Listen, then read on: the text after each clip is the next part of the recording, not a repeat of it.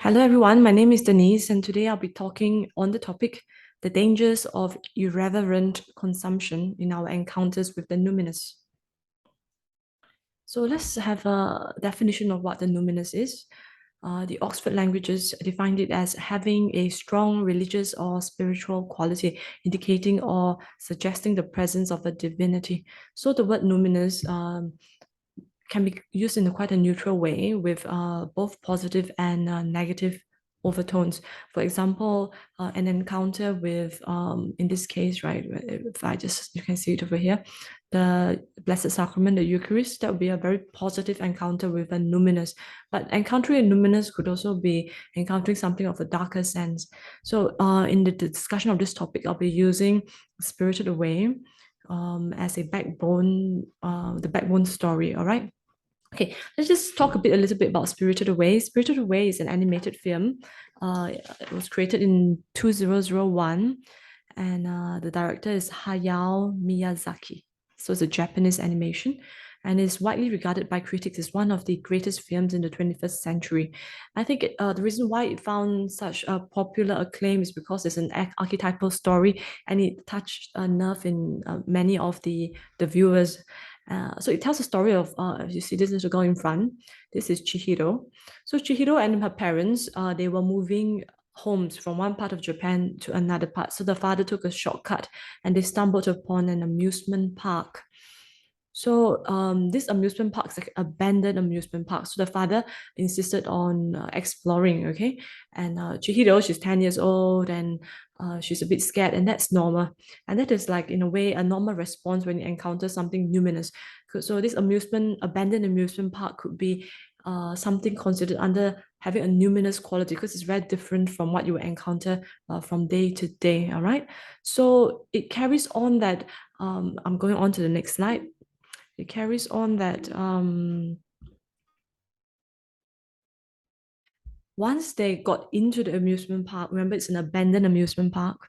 There's no other patrons in that park right now.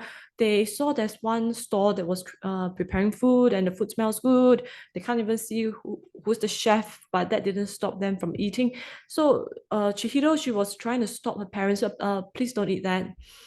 Dubious food and you haven't paid for that. And mom said, don't worry, I'll pay for it later. So despite her protest, they just started to eat. Okay, and so Chihiro went on to explore the rest of the park, and when she came back, she noticed that they have been transformed into pigs.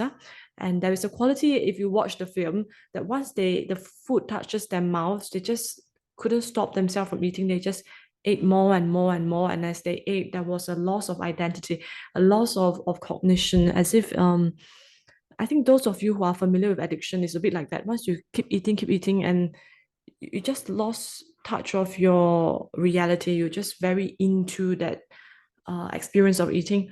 So of course this is exaggerated because in the end it is they became pigs. They could no longer recognize Chihiro. Okay. Okay, so some key observations in this particular part of that Spirited Away story, there was a lack of fear and reverence taken towards the numinous, especially on the part of the parents. For Chihiro, the 10-year-old girl, she still had it. It is a form of inborn fear and reverence, so to speak. So I'm just going to go on a tangent here and talk a bit about this man on the right, Ludwig Feuerbach. He's a German philosopher born 1804 and he lived to 1872. So Ludwig Feuerbach, his main philosophy is that religion is not real. Human beings are miserable and they tend to project their own virtues, a magnified version of the virtues onto the numinous, which is this thing that they created, which is religion, which is their gods, to assuage their misery. So he is a big figure because he influenced a lot of people, like for example Karl Marx, who said things like religion is the opiate of the masses. Sigmund Freud, religion is wish fulfillment. So in a way, if you do not acknowledge that and you allow the imbued reverence for the numinous to continue, then you remain in the infant state. Like, so this is actually very clearly demonstrated in this story, The Spirited Away, where the parents so-called had their spirit of reverence to the numinous filed down, removed, because now they're older, and the girl who has still this preserved sense of numinous is actually the younger, more naive version. Okay, so in a way, the Spirited Away is actually sending out a warning, saying, nope, there is a place for this reverence for the numinous, and if you lack it, you might fall into a trap. Like in the case of the parents, they wandered into the park and started eating food that was actually prepared for the gods. So these are food set aside for something sacred, and they just ate it without much thought. And also very clearly on display here is the concept of addiction. The more they consumed, the more they have to consume. Then in imbibing this thoughtless hedonism, they sort of lost their essence. They forgot who they were. Okay, so this is just gonna move this so you can have a look. Other related myths. This is not a new idea. This is an archetypal story, which means it's nested in our collective unconscious, and it's been around in multiple stories and religious texts and myths throughout the, even I would say, centuries. Okay, so let's just look at a very related story, Pinocchio. Okay, remember how Pinocchio, he was tricked to go to Pleasure Island with a bunch of other delinquent boys. So Pleasure Island is quite similar to Spirited Away, you know, it's like an abandoned amusement park where you can just do whatever you want in Pleasure Island. You can even destroy houses, just give in to your darkest hedonisms and need for destruction.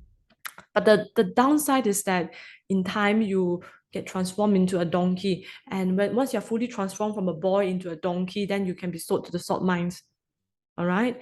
So if you see in this picture, Pinocchio is already partially transformed into a donkey. And when he opens his mouth, he cannot have true speech. He cannot talk properly. He is braying like a donkey sometimes, like talks a bit and he brays. So that is like gradual losing of identity. Why? Because he encountered the Numinous. He went onto the Pleasure Island and he didn't have that necessary fear for the Numinous. So if I want to touch more on religious or Judeo-Christian tradition, let's talk about the story of David eating bread preserved for the priest. Okay. Later I will share with you the actual Bible verse. Essentially, he was running away from Saul.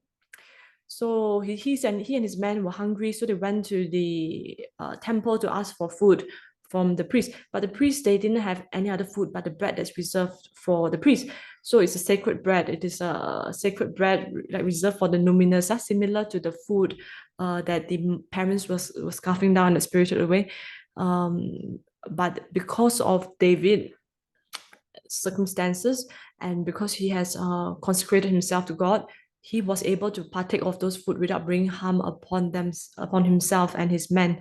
But this is what I call an exception that proves the norm, which means that this reverence for what is sacred, for food that's reserved for those in the religious order or for the gods, has been there, nested in our subconscious for years and years and centuries and millennia, you know.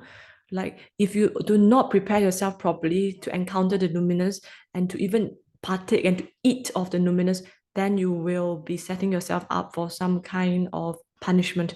So this is of course reiterated in story in Matthew in the New Testament of Jesus plucking the grains on the Sabbath, him and his disciples eating that, okay? And how the Jewish rabbis were like warning them that you can't do that, that's going to be bad for you. There's some kind of promise of punishment if he did that, all right? Okay, so now I'm just going to share with you the actual Bible verse. Sorry. Okay, here. David, pardon the typo error, David went to Ahimelech, the priest of Nob, who came trembling to meet him. Now, what do you have on hand? Give me 5 loaves or whatever you can find. But the priest replied to David, I have no ordinary bread on hand, only holy bread. If the men have abstained from women, you may eat some of that. David answered the priest, we have indeed stayed away from women. In the past, whenever I went out on a campaign, all the young men were consecrated even for an ordinary campaign. All the more so are they consecrated with their weapons today. So the priest gave him holy bread, for no other bread was on hand except the showbread which had been removed from before the Lord and replaced by fresh bread when it was taken away. This is taken from 1 Samuel 21st chapter, verse 2 to 7. Okay, so in this case, you see that yes, you can approach the sacred and the divine. You can even eat the holy bread, but you have to consecrate yourself first. And in this case, they do that by staying away from women. So moving forward. So now we look at the verse in Matthew, in which Jesus went through the fields of grain and him and his disciples were eating. At that time, Jesus was going through the field of grain on the Sabbath. His disciples were hungry and began to pick the heads of grain and eat them. When the Pharisees saw this, they said to him, "See, your disciples are doing what is unlawful to do on the Sabbath." He said to them, "Have you not read what David did when he and his companions were hungry? How he went into the house of God and ate the bread of offering, which neither he nor his companions, but only the priests could lawfully eat? Or have you not read the law that on the Sabbath the priests serving in the temple violate the Sabbath and are innocent? I say to you, something greater than the temple is here. If you knew what this meant, I desire mercy, not sacrifice, you would not have condemned this innocent man. For the Son of Man is Lord of the Sabbath." That's from Matthew 12, 1 to 8.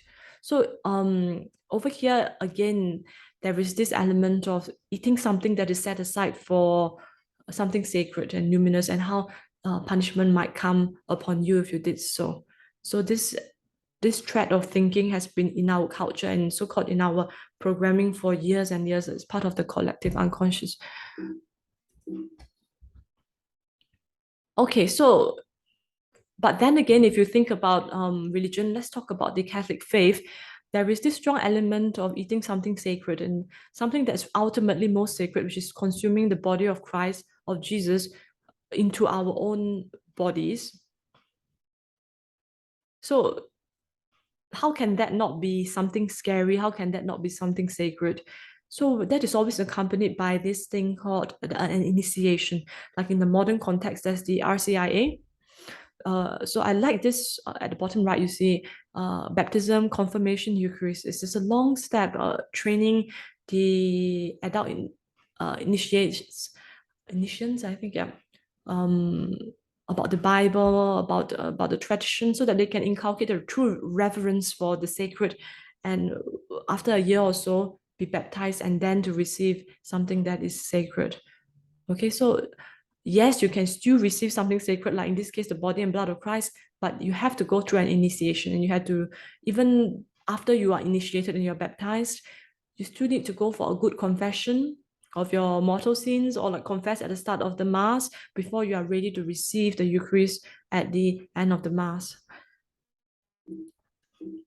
Okay, so I'm just going to read a Bible verse to confirm this fact. For I received from the Lord what I also handed on to you, that the Lord Jesus Christ, on the night he was handed over, took bread, and after he had given thanks, broke it and said, "This is my body that is for you. Do this in remembrance of me." In the same way, also the cup after supper, saying, "This cup is the new covenant in my blood. Do this as often as you drink it in remembrance of me. For as often as you eat this bread and drink this cup, you proclaim the death of the Lord until he comes. Therefore, whoever eats the bread or drinks the cup of the Lord unworthily will have to answer for the body and blood of the Lord. A person should examine himself and so eat the bread and drink the cup. For anyone who eats and drinks without discerning the body eats and drinks judgment on himself. That is why many among you are ill and infirm, and a considerable number are dying. If we discerned ourselves, we would not be under judgment. But since we are judged by the Lord, we are being disciplined so that we may not be condemned along with the world. So this is from 1 Corinthians chapter 11, verse 23 to 32. So this is a good verse to talk about, like what I mentioned. It's important to do a thorough examination before you receive something sacred. Otherwise, there might be a promise of something bad, which is like what the same thread that came from the very beginning, Spirited Away story, right? You eat the food that's reserved for the gods, and then you become a pig, or in Pinocchio, you become a donkey. You lose your identity. But if you eat it in a good way, you're actually receiving Christ inside you, and then you become what you eat. So double-edged sword in a way. Okay. So in conclusion, there is a need to recover our reverence for the numinous. And this reverence for the numinous is actually protective against hedonism because like in the case of Chihiro, she just instinctively know that this is food that I should not be eating, this food of dubious origin, and I should have a respect for things that I do not know of. I cannot just walk in and be so filled with hubris to think that I can just come in and eat food of dubious origin. And I must also be mindful of my environment, like what is going on? Am I entering a space of the unknown? I cannot have like Dunning-Kruger, like, oh, I think I know the whole world, I'm an adult. No, I need to always preserve that naivety in a way to be aware when I cross the threshold into a spiritual realm of the numinous, and then be able to be tentative when I get to that space. And okay, one question to ponder is how can we prevent ourselves from overconsumption such that we accidentally consume what should be reserved for God? Now, I'm not only talking about money like tithe 10%, which a lot of Protestant church espouse, but also resources and time. Um, like in the case of the Sabbath in the Judeo-Christian tradition, you want to set aside one day of the week for God, right? So what if we spend that day of the week doing other things, other pursuits? Are we in a way consuming what is sacred? And if we do that, what is the consequence? Will we slowly lose our identities and become pigs and donkeys? So in that case, right, then we should really have good boundaries and good stones, you know, walls that we can build to protect ourselves and to prevent ourselves from falling into that trap. Okay, so that's the end of the video. I'm going to stop sharing. Thanks for watching this. I hope it's been helpful to you. Pardon my multiple typo errors. And if it's been helpful for you, kindly press subscribe, like, and share it with your friends. Thank you so much, and God bless.